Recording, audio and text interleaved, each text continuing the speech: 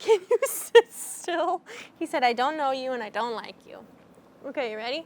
Thank you so much for signing up to become a foster family for Stray Rescue of St. Louis. We can't do it without you, and with your help, we can save hundreds more lives than we would have been able to otherwise. Whenever you take an animal to foster, you clear up a spot in the shelter so then we can go out and rescue more animals to fill up that space. When you foster, there are a lot of different options. You can foster puppies, adult dogs, nursing moms, moms who are about to give birth, adult cats or kittens as well. So we need help with a lot of different things, and our foster families are key for that.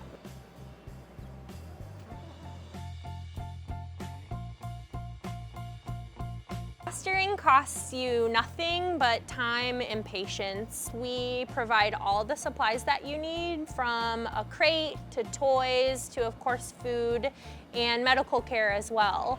So everything that you need we can provide for you, but because of that we do ask our fosters to live within about 45 minutes of the shelter so that they're able to make it back for vet appointments. Some animals will need to come back to the vet more often than others, so we just ask that you are relatively close to us so that is not a big burden on you.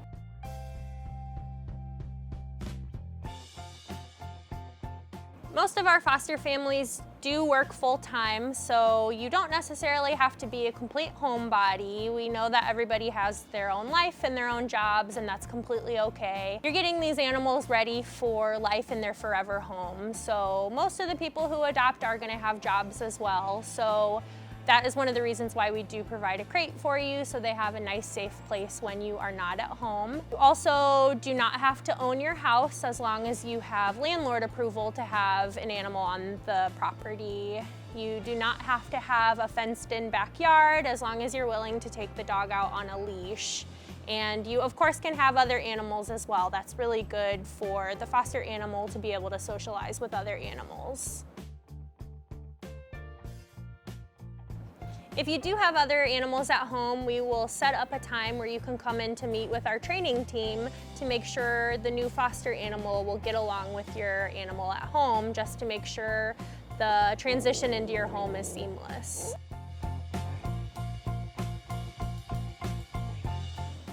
And our most commonly asked question is, what if I fall in love? How could you not fall in love with that guy? And that is totally okay. That's what we lovingly refer to as foster failing. It's the best kind of failing there is. And you are more than welcome to adopt your foster as long as you haven't yet put them on the website and they don't have pending applications. If your home is the best fit for this animal, we obviously want to keep them with you. Yeah, you were kind of shy. Is you kind of shy? Just a little bit. So if you are a new-time foster and you're looking for a little bit more of a challenge, we have pregnant dogs, we have nursing mamas with puppies, we have feral dogs, and we have special needs dogs.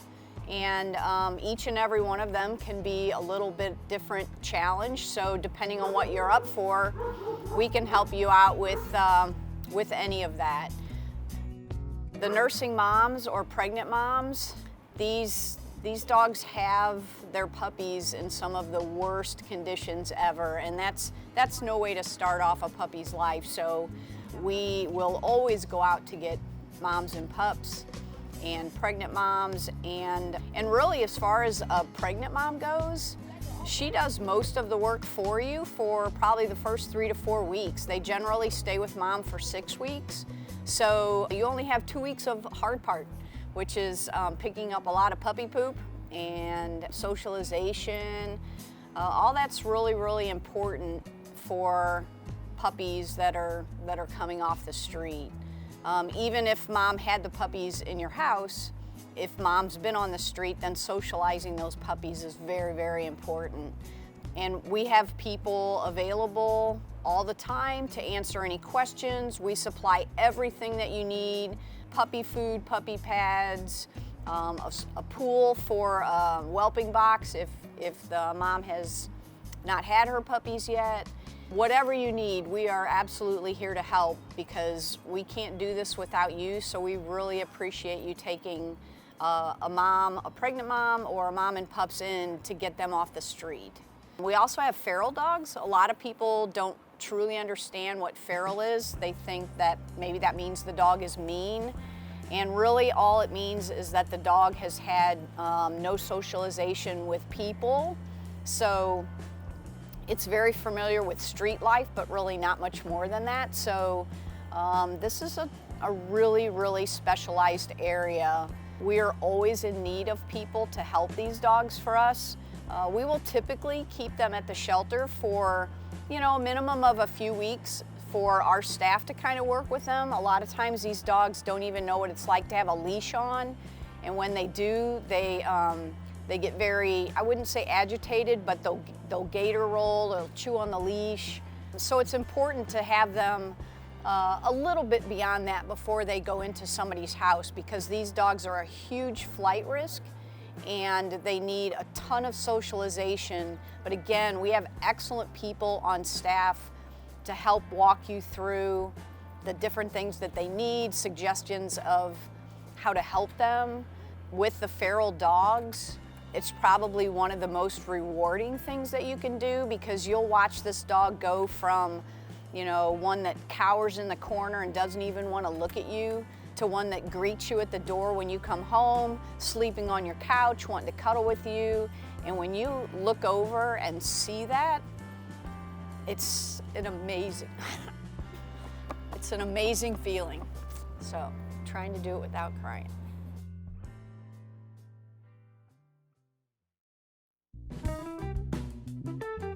Bro, sit down. No. Please get this dog. Hi, I'm Kiera, and this is Tao. And I am the Director of Shelter Operations here at Stray Rescue. So you probably go online and see all of our puppies, and puppies are great. We always have puppies. There's always a need for puppies, but we have an even greater need for adult dogs to find foster homes as well. They need to get out of the shelter. It's high stress here. My staff, some of the caregivers, the adoption team, they fall pretty deeply in love with these guys and realize how perfect and deserving they are of the home. And we just want the best for them. So if you have other dogs at home, that is totally fine. We just have you come in and we will do a dog intro with your dogs and our dog. This guy specifically is not a fan of other dogs and would need to be in a home with no other pets in it. However, we do have plenty of others that can go home with other dogs. So we just do an intro to make sure they get along good, and then if it goes well, we send them on their way with you. Just take it nice and easy with these guys. They have been through so much. There's so much trauma. There's so much stress that they've been through. So one small setback can bring them back here, and they have to kind of start all over, and it's very hard on them. So we cannot stress it enough to go slow and take your time with these guys. We have endless resources. We have the pack walks on the weekends. We have training classes available for you guys. Our trainers are always at only an email or phone call away. Until you either adopt this dog or find an adopter, the foster is our dog. So we have rules and guidelines in place, and the biggest one of those is no dog parks. Especially for our not dog-friendly dogs. But even our dog-friendly dogs, we ask that you do not take them to dog parks. It's just a liability reason. We also don't know, the other dogs there, if they're vaccinated, all that kind of stuff, and it's not good news. This is such a rewarding experience, and once they feel comfortable and they're happy and healthy in your home, it's the best feeling ever. So come get one of these guys and give them a chance.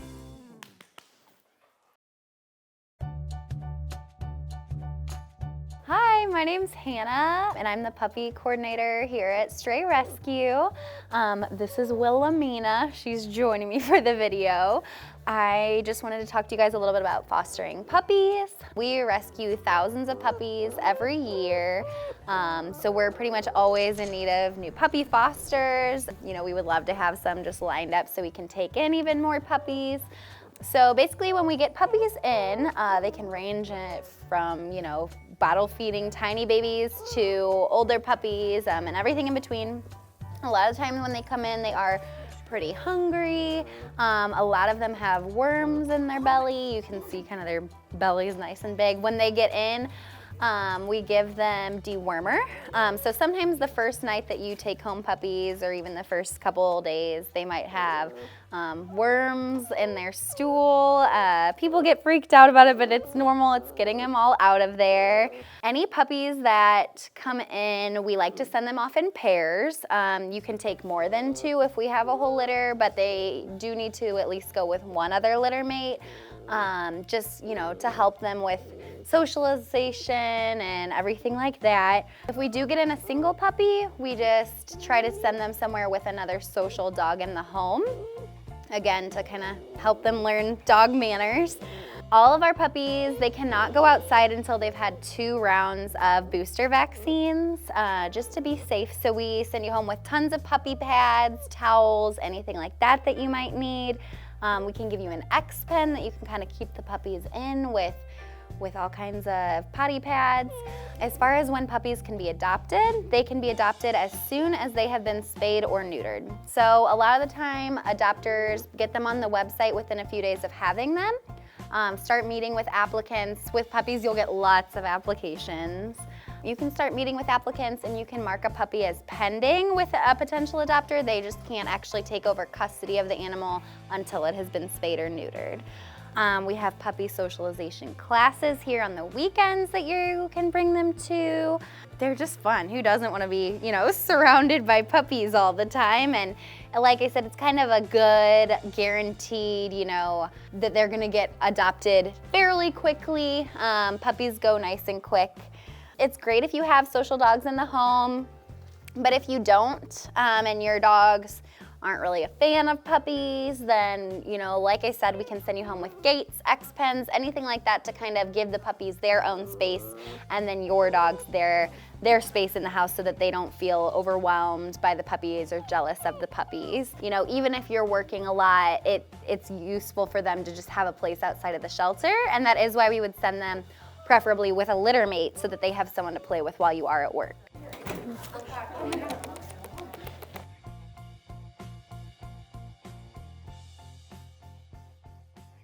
Welcome. My name is Cherie Bainey, and I'm a certified professional dog trainer, and I'm the senior trainer here at Stray Rescue of St. Louis. And we've put together a video here for you to know what your resources are for fostering here. And training is one of them, and it is huge. There's an adjustment period the dog has to go through when they go to your home. There's like a rule of 3. The first 3 days, it's a big adjustment for them. They might not eat. And they might be like kind of shy and shut down, depending on the dog's personality. So we get a lot of calls like, oh, the dog's not eating, what should I do? Because people are worried. The dog is adjusting, but they will be okay. And then their first 3 weeks, they tend to be filtering their behaviors. If you go somewhere new, you don't necessarily totally act yourself because you're around people you don't know and you have to be, a little different. So they filter their behaviors differently, and their true self starts to come out after about 3 weeks. And then you might see some more rambunctious or difficult behaviors that you don't know how to handle. And contact the training team at our email or give a call, and we'll be happy to help you with that. We have a lot of behavioral experience. So we've briefly mentioned the first 3 days and the first 3 weeks. And then after the first 3 months, they're going to be more really settled in, somewhat attached to you, and you'll see behaviors that you're going to need training help with. Because a lot of these kiddos, they get, these street strays we rescue, people get a puppy and then they don't train it and it's out in the backyard and then it runs off. So they didn't have it in the house very much. They don't know house manners necessarily so good. Sometimes they do. And you know, you're gonna have behaviors like trash rooting and counter surfing, and they just don't know what to do or how to be because they don't know what the rules are. So we can help you with that, you know, to help them understand what to do in the house, what are the house rules here. And you'll have different dogs different amounts of time too. You might only have them for a month, or you might have them for 5 months. It depends on the individual foster. But wherever you're at with that process, we will be able to help you. This shelter keeps dogs long-term or no kill. And so we've had to learn about dog behaviors. We don't just make them go away because they're difficult. We learn how to deal with them, and then we are able to pass that information on to you. We can talk to you, help you with tools like slip leads, how to use those. Sometimes the shy dogs are hard to hang on to. They might be a flight risk when they get to your home. So we have to use slip leads. We have to use martingale collars, things to keep them from getting away, because if they get scared, they might bolt. We have all kinds of knowledge that we can help you with, and we're very patient. We love dogs. We love dogs here, and we will do whatever we can to help you. So please reach out. No question is too, simple, nothing's silly, just ask. Because everybody has different amounts of knowledge. We have a lot because this is what we concentrate on. If you don't know, just ask and we will help you. Thank you so much. All right. This is my handy assistant dog, and I just wanted to talk for a minute about the fact that the shy dogs, they could be flight risks. Because if something scares them, a lot of times they're just going to take off.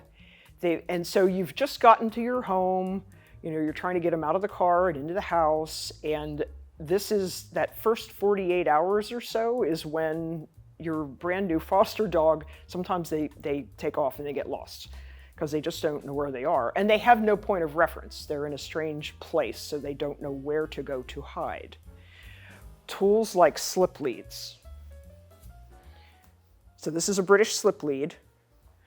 Goes on the neck, and the tab must be down to the neck.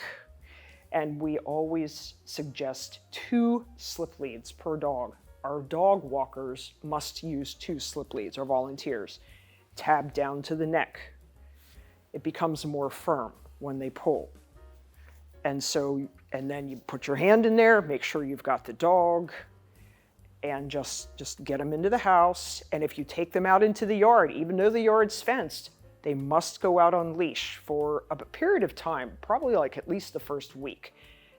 People tend to rush this way too quickly, and the dog does not know where it is. Something scares them and they take off. And, people have had the dog come out of regular leash, the collar pops off the head, or they don't have a good hold of the leashes and the dog pulls them out of their hands and they take off.